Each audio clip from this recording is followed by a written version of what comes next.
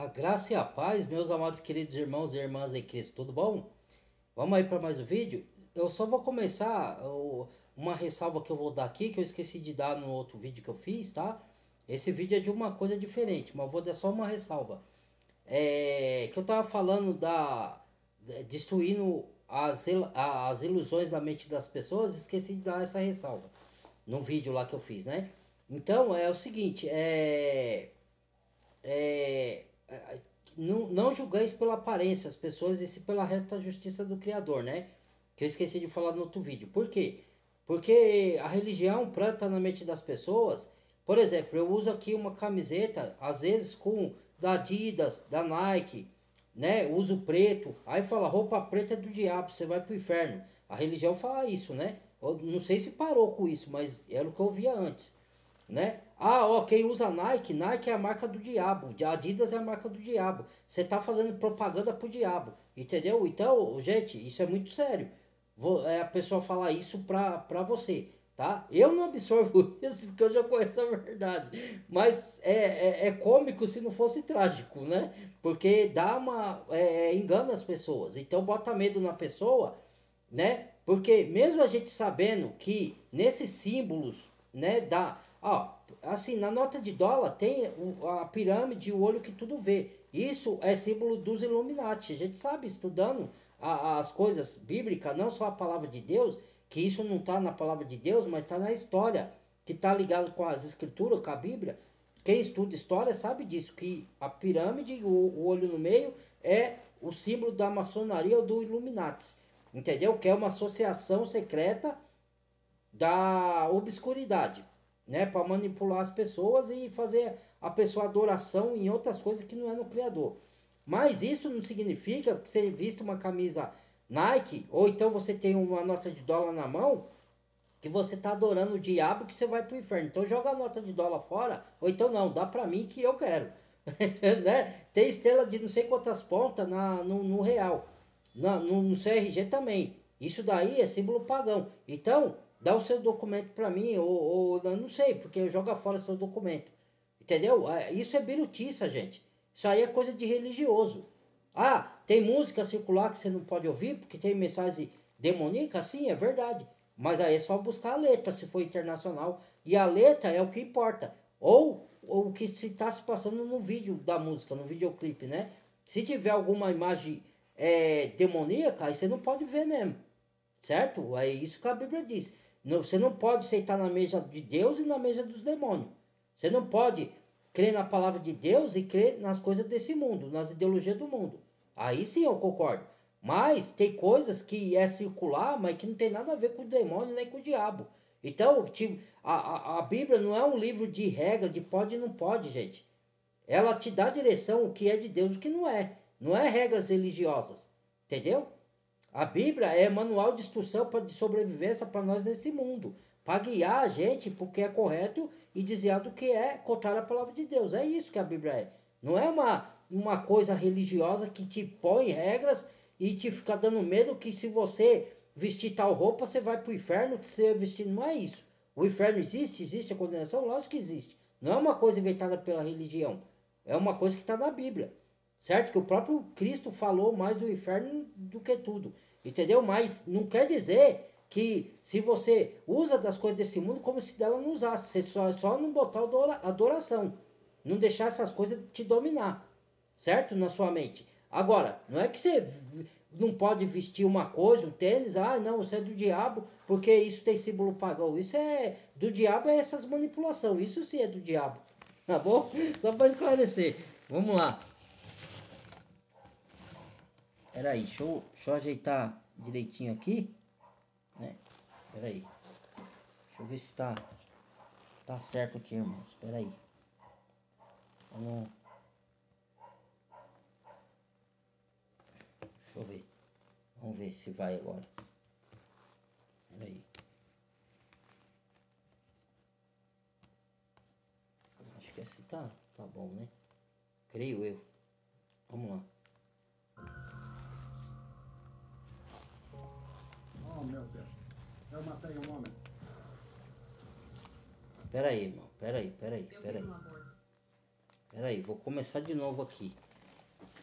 Pera aí, só um minuto, tá?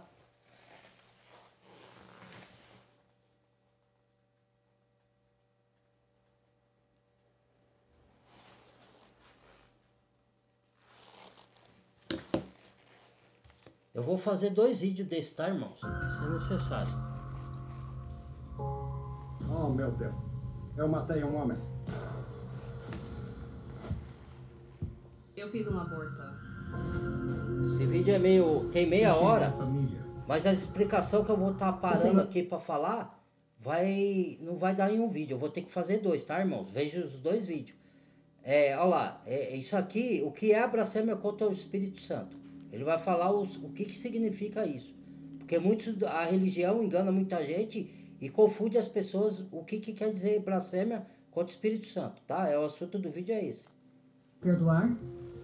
Será que Deus me acolheu para que pudesse se lembrar de meu pecado e me destruir para sempre? Sou vencido pela tentação. Não blasfemei contra o Espírito Santo. Tenho pensamentos ruins passando pela minha cabeça. Acho que nunca chegarei ao céu.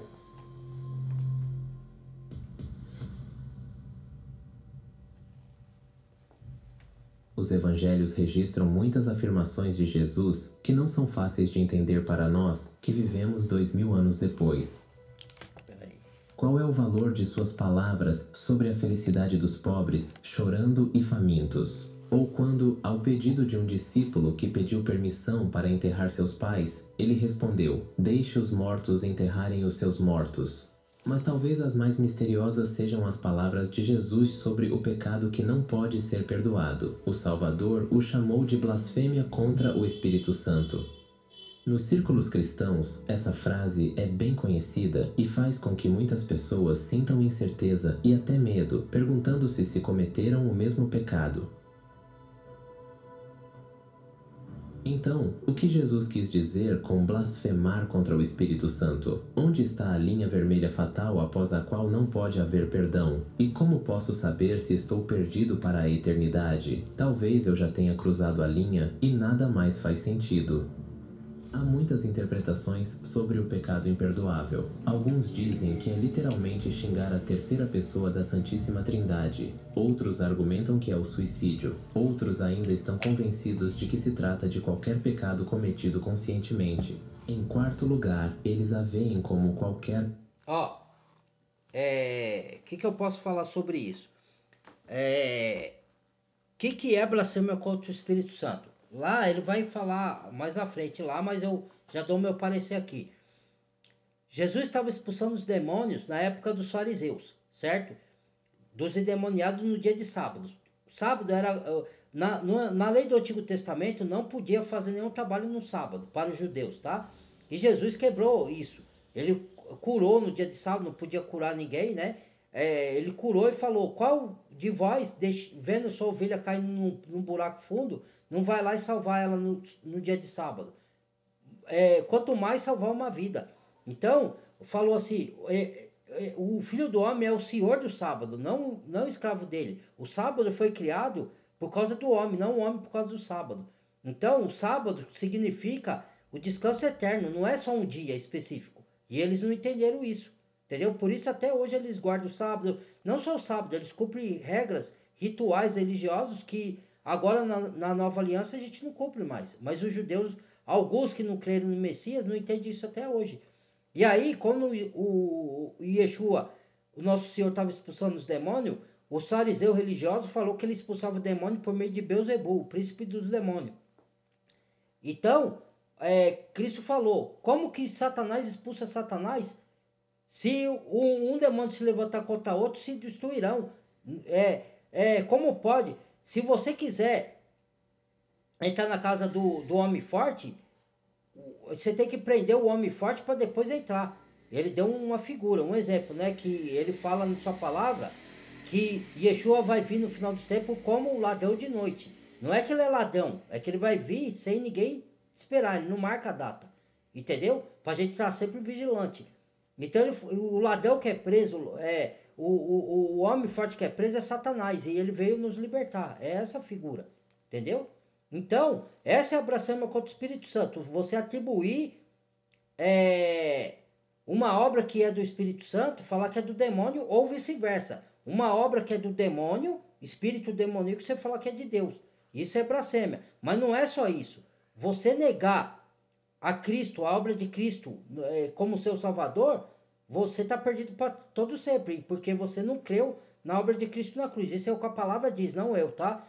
Então, isso também é blasfêmia contra o Espírito Santo, porque você está rejeitando a ação de convencimento do pecado, que você é o pecador, convencimento da justiça, porque o Espírito Santo veio para revelar a justiça, o pecado e o juízo de Deus no mundo vindouro, que ele vai julgar as pessoas que não querem entrar no caminho do Senhor, entendeu? Então quem convence é o Espírito Santo. Quando você rejeita a obra de Cristo na cruz, você está rejeitando a obra do Espírito em você. Então isso também é blasfêmia contra o Espírito Santo. Não tem salvação, nem uma coisa nem outra, entendeu? Blasfema. E o quinto vê isso como uma situação em que a pessoa se arrepende do pecado que cometeu, mas ainda não quer pedir perdão a Deus.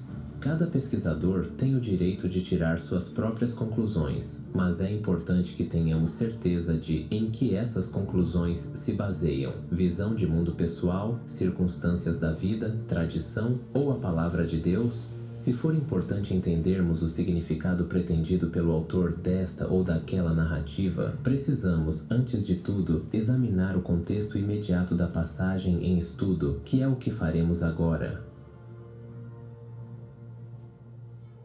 Gostaríamos de lembrá-lo de que o conteúdo do canal é criado por uma grande equipe de especialistas que preparam novos vídeos interessantes de alta qualidade. Graças às suas doações, poderemos continuar a desenvolver nosso serviço de mídia. Você pode nos apoiar com uma transferência bancária única ou se inscrever para receber apoio regular, ganhando acesso a bônus como inspirações matinais diárias em formato de áudio, audiolivros cristãos, músicas de nossos vídeos, bastidores de filmagens e outros bônus. Você pode pausar este vídeo e nos apoiar agora mesmo clicando no link na descrição. E agora voltamos ao tema desta edição.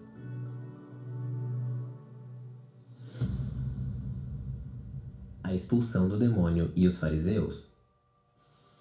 As palavras sobre o pecado que não pode ser perdoado são encontradas em Mateus, Marcos e Lucas. Vamos nos concentrar no relato de Mateus, que acreditamos ter fornecido a descrição mais completa da situação.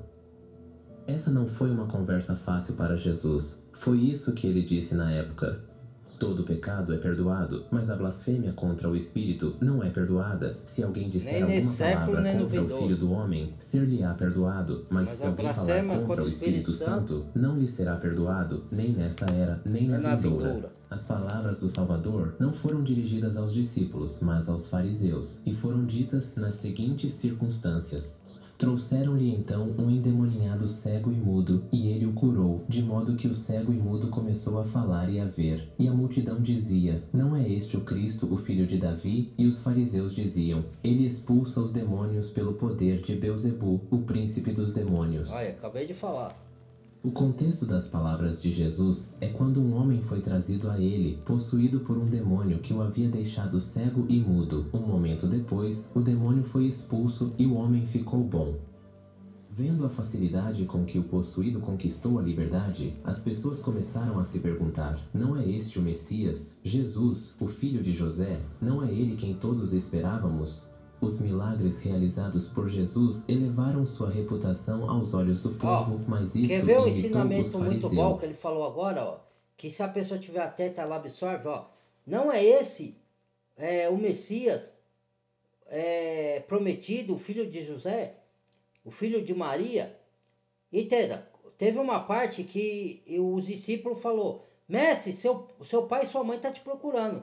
Aí, ó como as palavras de Jesus são profundas e são duras ao mesmo tempo, confrontadoras, e faz a gente refletir. A gente que quer crer nele. Agora, quem não quer crer, não quer pegar, colher, absorver estudo profundo, aí esses daí não ligam.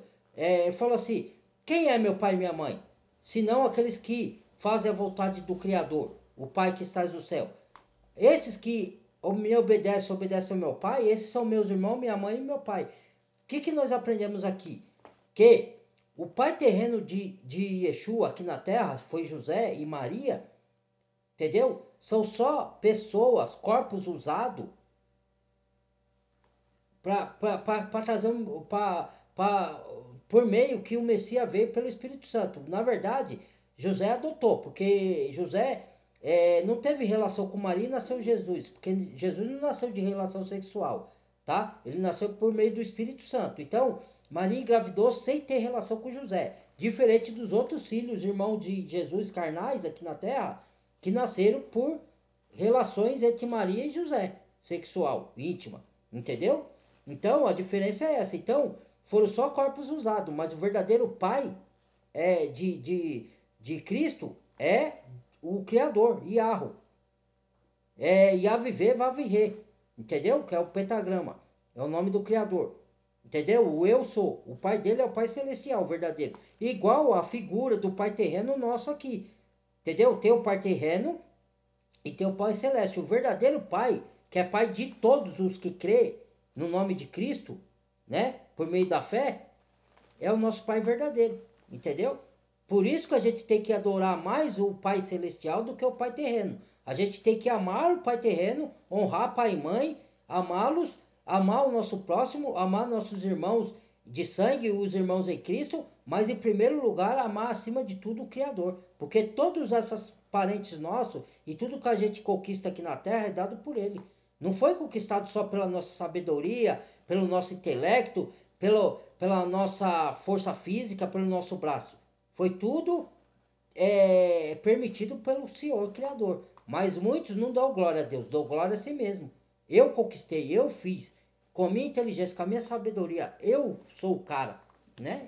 Então, vai lá, vai ser o cara. É apropriado perguntar Dá glória por que a si eles próprio. ficaram tão afetados com o sucesso do jovem pregador galileu?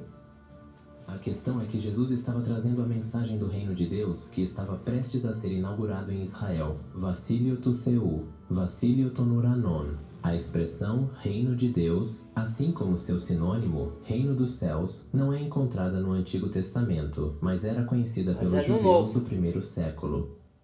Ela não fazia referência Primeiro direta à século vida quer após a dizer morte. primeiro século depois de Cristo, tá?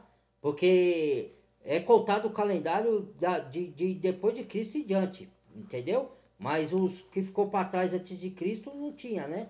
É por isso que eu falo que o calendário é greco-romano, o nosso calendário aqui. Não é o verdadeiro calendário, né? Mas enfim, né? É tudo uma enganação, né? Que o sistema criou. Então, o reino de Deus, que significa isso também? Ó, outra aprendizagem. O reino de Deus está entre vós e está dentro de vós. Porque quando o Messias veio, o nosso Yeshua, o Cristo, Jesus Cristo para alguns, ele veio e habitou com o Espírito Santo dentro de cada um. Então, o fruto do Espírito é justiça, amor, benignidade, caridade, bondade, domínio próprio, mansidão. Contra essas coisas não há lei. Então a gente não anda mais na lei do Antigo Testamento, sim na nova aliança do Espírito. Então esses frutos já é o reino de Deus dentro de nós, só que ele não está manifestado como vai se manifestar na vida do Yeshua para destruir esse sistema mundano da besta, do Satanás e reiniciar novo céu e nova terra. Entendeu? Onde habita a justiça do Criador. Entendeu? Então, o reino de Deus já começa quando você crê no Messias, dentro de nós. E ele vai se manifestar fisicamente quando esse mundo aqui for destruído, não o mundo em si, a terra, mas as obras que o Inico criou aqui para manipular as pessoas e reiniciar do jeito do Criador. Entendeu? Aí sim, ele se manifesta fisicamente. Então, ele tem etapas. Entendeu? Ele começa aqui, igual o reino das trevas. Se você não crê no Messias e crê no sistema desse mundo, você está fazendo a vontade do diabo, não a vontade do Criador. Entendeu? Quando você crê em Cristo, ele te comprou pela obra dele na cruz. Você não é mais dono seu. Quem te dirige é o Espírito Santo. Entendeu? Vai ter momentos que você vai desobedecer à vontade de Deus? Vai. Mas aí você vai se arrepender e vai voltar. Porque você viu que você errou. Mas quem te guia para fazer as boas obras é o Espírito Santo. Não é você próprio. Entendeu? Do mesmo jeito, quando você não crê na obra de Cristo na cruz, por isso que a gente não tem livre-arbítrio. A gente tem arbítrio. Não é você. Você só tem arbítrio para escolher se você quer seguir o caminho de Deus ou quer seguir o caminho do mundo. O caminho de Deus é você ser guiado pelo Espírito, pela vontade de Deus, mediante a palavra, que vai te guiar. O caminho do mundo é você fazer a vontade dos ensinos do mundo, que é a vontade do diabo. Então, das duas formas, ou fazendo a vontade do caminho de Deus, você está sendo guiado pela vontade de Deus, não pela sua. Se você fizer a vontade do mundo, você também não está sendo guiado pela sua vontade. Por isso que você não tem a livre-arbítrio. Você está sendo guiado pelo espírito do mundo, que é o espírito do diabo. Você pode não concordar comigo, mas é o que está na Bíblia. Tá? Então vamos lá. Expressava a expectativa e a esperança de todos os israelitas de que Deus um dia reinaria em nosso mundo e estabeleceria sua ordem. Vivendo sob o jugo romano e refletindo sobre a situação, os judeus leram as promessas dos profetas e esperaram que Deus retornasse a Sião. Muitos acreditavam que o Messias apareceria, um rei guerreiro que esmagaria os inimigos de Israel e reuniria os israelitas sob sua bandeira. Deus perdoaria os pecados de seu povo, renovaria a aliança, daria a eles um novo coração, colocaria Israel no comando das outras nações e restauraria a justiça e a harmonia original do Éden. No mínimo, todas essas coisas vieram à mente do judeu que ouviu falar do reino de Deus. A maioria dos judeus daquela época, exceto talvez os saduceus, tinha fé na vinda do reino, mas não havia consenso sobre como um israelita deveria se preparar para esse evento a fim de aproximá-lo.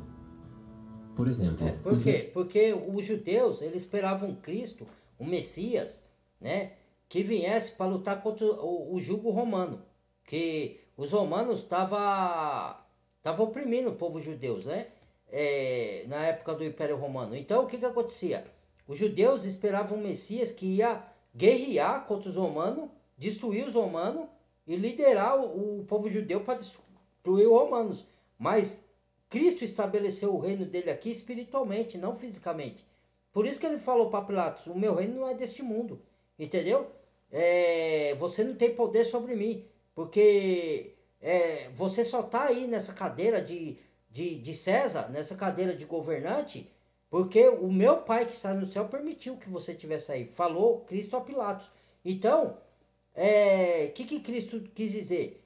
E os judeus pensavam que Cristo veio para estabelecer o reino físico aqui na terra. Não, ele veio estabelecer o reino espiritual. E o reino físico ele vai estabelecer quando ele destruir o sistema desse mundo, que é no final dos tempos. Não é no tempo que ele pensava. Entendeu? E eles não entenderam isso até hoje. E eles queriam cumprir regras do Antigo Testamento, sendo que na Nova Aliança a gente é guiado pelo Espírito e não por regras religiosas, entendeu? E eles não entendem isso até hoje. Alguns judeus sim, se converteram a Cristo como discípulos e acreditaram nele. Outros não, até hoje estão esperando o Messias, que vai ser o anticristo, que eles vão crer no anticristo depois que eles vão acordar e se converter a Cristo. Alguns judeus, não todos, né? Que é no final dos tempos que isso vai ser na grande tribulação.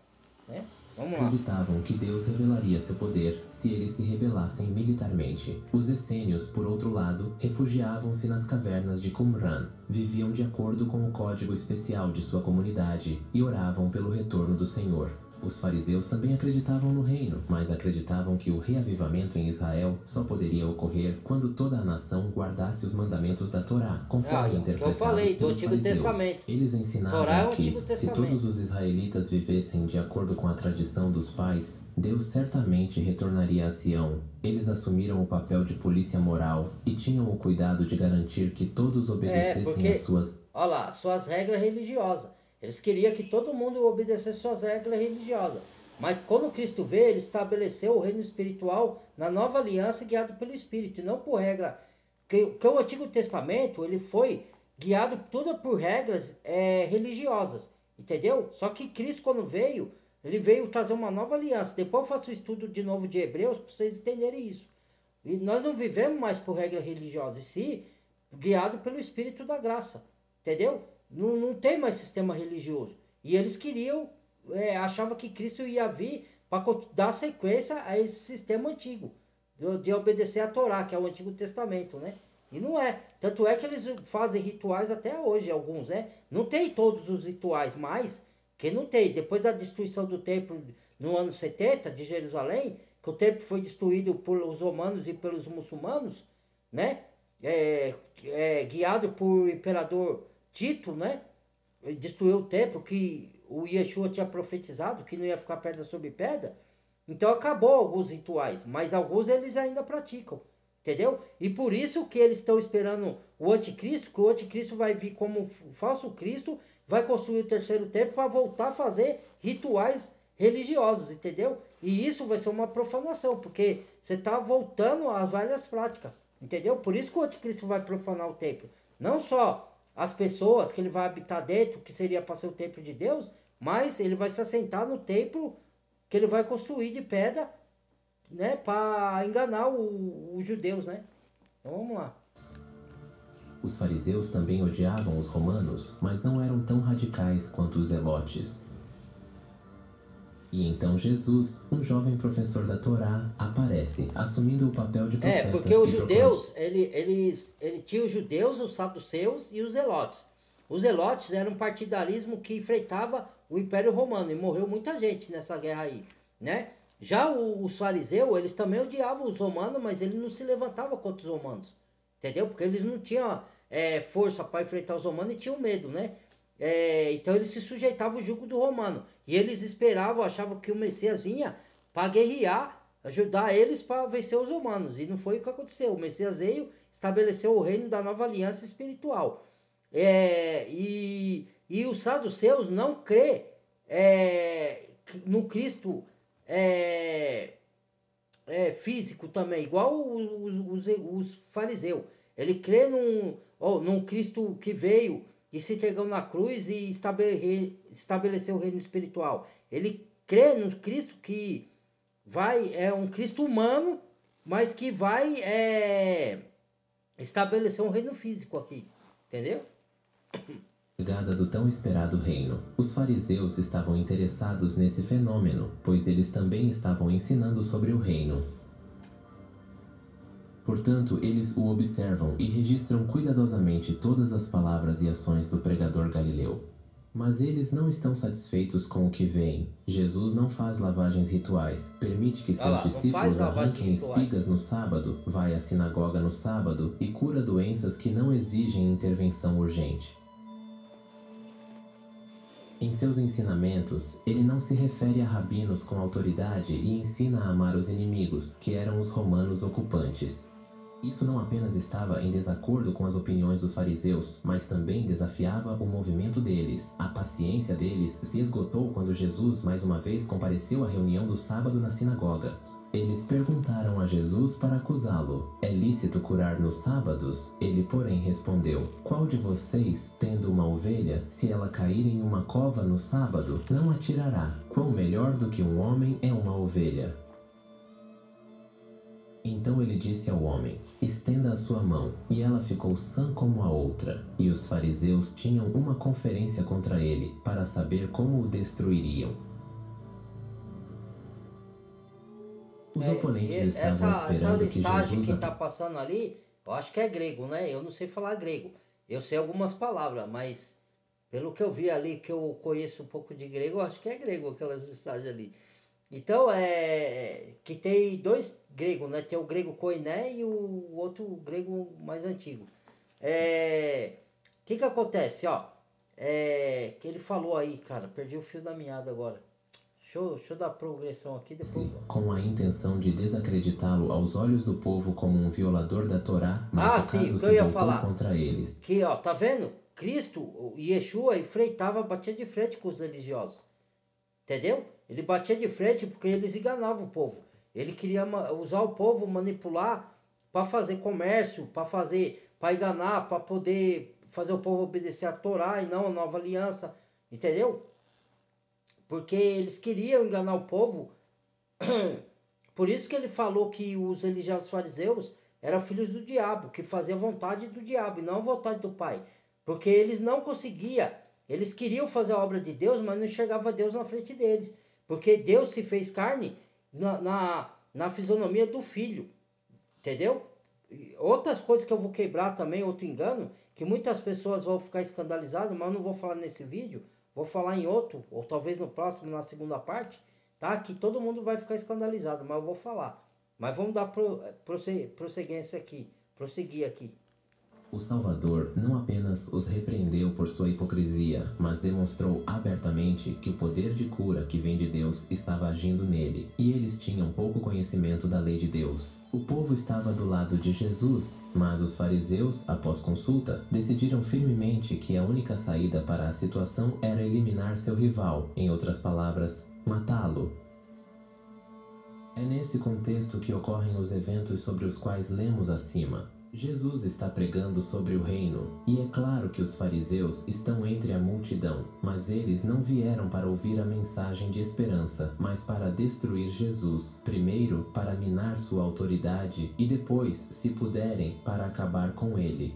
Portanto, quando o Salvador liberta o aleijado do poder dinâmico, eles o acusam de magia negra, dizendo que ele recebe seu poder de Beelzebu, o senhor dos espíritos malignos. Mas o profeta de Nazaré não ficou confuso e lhes contou 2 parábolas que discutiremos a seguir.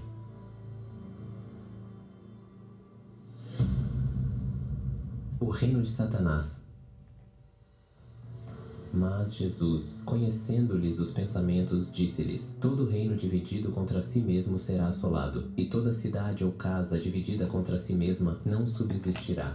E se Satanás expulsou Satanás, está dividido contra si mesmo. Como subsistirá o seu reino? E se eu expulso demônios pelo poder de Beelzebu, de quem é o poder que vossos filhos expulsam? Portanto, eles serão seus juízes. A primeira parábola mostra o absurdo da afirmação dos fariseus. Satanás e os demônios não estão em guerra uns com os outros. Caso contrário, o reino deles acabaria. Jesus está dizendo que o poder de Satanás é muito forte. Ela escraviza a mente humana, desfigura o corpo, tira a felicidade e, por fim, mata. A pessoa possuída não acabou de obter sua liberdade? Então, como você fala sobre a divisão entre os espíritos malignos? Com esse ensinamento, Jesus faz 2 afirmações importantes. Nosso mundo é o reino de Satanás. Os demônios são incrivelmente cooperativos. É o sistema do mundo. Vamos começar com a primeira. Jesus percebe que está em território inimigo. O maligno tomou o poder aqui e o mantém firmemente. Cristo não negou isso e sempre chamou as coisas por seus nomes próprios. Não tenho muito tempo para falar com você, pois o príncipe deste mundo está vindo para cá. Ele não tem poder sobre mim. Satanás detém o título de príncipe deste mundo, que estabeleceu sua ordem aqui. Sofrimento, conflito, guerra, fome, imoralidade, doenças dolorosas e morte são os frutos de seu governo. Toda a criação está corrompida, gemendo e clamando por ajuda. Viajando pelos caminhos da Galileia, Jesus via diariamente a feiura do pecado que Satanás havia trazido para a terra, e por isso sabia que o reino do diabo ainda estava forte. Satanás significa opositor, ou contrário, né? Contrário ao reino de Deus. Lembrando, irmãos, que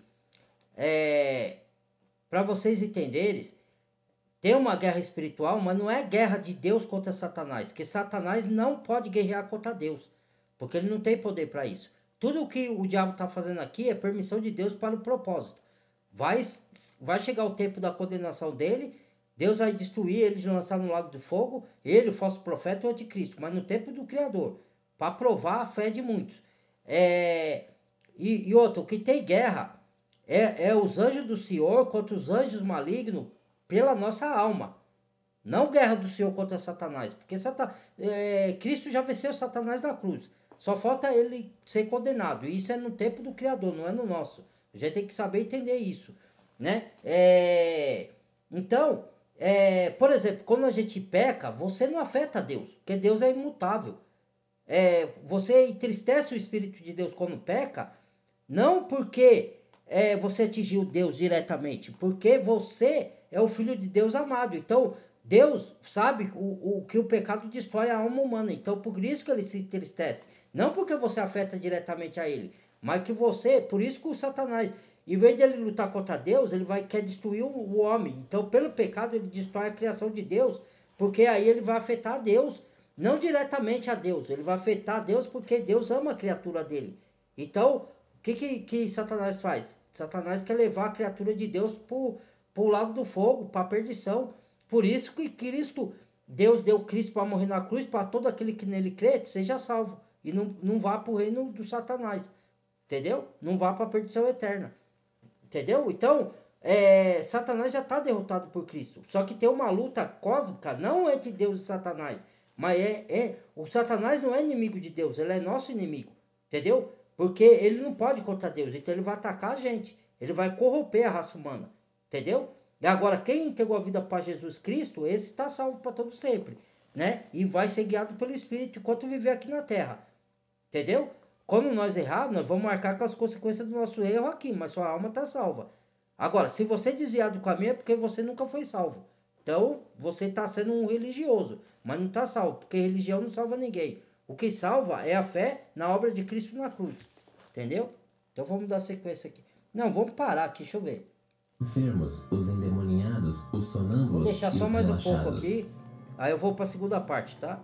Agora, em segundo lugar, Jesus reconhece que nas fileiras das forças das trevas reina uma subordinação estrita. Não há causa ali. Gostaríamos de saber mais sobre a organização dos anjos caídos e suas atividades. Por exemplo, quem está determinado a tentar, enviar doenças, semear mentiras, instigar guerras, causar desastres naturais e coisas do gênero. Mas a única coisa que podemos saber pela Bíblia é quais são os seus planos para o futuro. Isso é revelado no capítulo 13 de Apocalipse, que examinaremos com mais detalhes nas próximas edições. Seu objetivo, estabelecer controle total sobre a humanidade. Eles querem suprimir todas as dissidências, livrar-se dos crentes e depois divertir-se vendo nosso mundo se arruinar. Dessa forma, Jesus mostra que os anjos caídos estão trabalhando muito bem juntos e não vão desistir de sua posição em nosso mundo.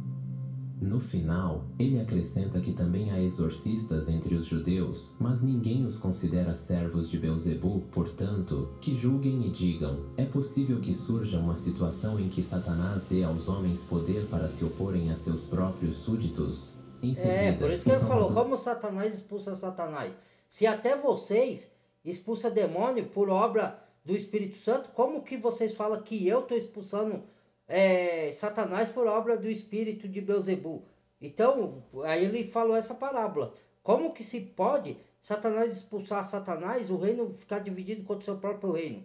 Né? Aí o seu reino não existe, vai se destruir a si próprio. Né? Então tem que amarrar o valente na sua casa, que quem amarra é Cristo, amarra Satanás, entendeu? Para ele perder o seu poder, entendeu? Aí eu vou entrar num outro detalhe aqui. Primeiro detalhe aqui, ó. Eu ia falar uma coisa, já fugiu da minha mente, irmãos. Oh, meu Deus. Tá, lembrei. Naquele tempo de Jesus Cristo, os demônios possuíam a pessoa e estribuchavam a pessoa no chão, babava. Hoje, para Satanás, a pessoa não entende isso. Tem casos existentes desse tipo de possessão? Tem ainda, mas é raríssimo, raríssimo. Hoje Satanás tem uma nova tática. Ele possui os servos dele para levar engano, manipulação, distorção da palavra. Então hoje quem é possuído pelos demônios não fica babando, estribuchando no chão. É raro. Tem isso ainda hoje? Pode ter? Tem. Tem exorcismo ainda hoje? Tem. Mas não é como era naquele tempo que tinha bastante. Hoje, quem é possuído por Satanás é o espírito que é contrário, que é manipulador da palavra, distorcente da palavra, que leva engano, que planta ideologias satânicas no mundo para a pessoa crer como se fosse verdade de Deus. É esse que é os demoníacos de hoje, que os demônios possuem essas pessoas. Os demônios hoje estão na onde? Nos governos corruptos, na religião fraudulenta e manipuladora, mentirosa, tá na mídia corrompida, vendida. Os demônios estão tudo possuindo esses corpos aí. Aí as pessoas não entendem isso, né? Bom, vou parar por aqui, tá? Vou dar sequência na segunda parte, tá bom, irmãos? Muito obrigado. Compartilhe o vídeo, deixa o like, badalhe o sininho de todas e se inscreva quem não é inscrito e bem-vindo aos novos inscritos. Deixa eu parar aqui, pera.